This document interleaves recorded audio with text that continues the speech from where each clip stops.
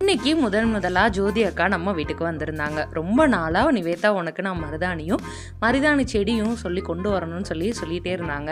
எனக்கு அதே மாதிரி அதில் பிரண்டையே எக்ஸ்ட்ராவாக வந்து கொண்டு வந்துட்டாங்க. இது போக உரம் மண்ணுன்னு சொல்லி நிறையா வந்து கொடுத்துருந்தாங்க. எனக்கு அவ்வளோ சந்தோஷம். நம்மளுக்கு வந்து உறவினர்களை தாண்டி இந்த மாதிரி ஒரு உறவுகள் கிடைக்கிறப்போ, நல்ல உள்ளங்கள் கிடைக்கிறப்போ ஒரு சந்தோஷம் இருக்கும் இல்லையா? ஸோ அதே மாதிரி தான். ஸோ எனக்கு வந்து பார்த்திங்கன்னா சின்ன வயசுலேருந்தே இந்த மருதாணி மெஹந்தி வைக்கிறது இதெல்லாம் ரொம்ப ரொம்ப பிடிக்குங்க.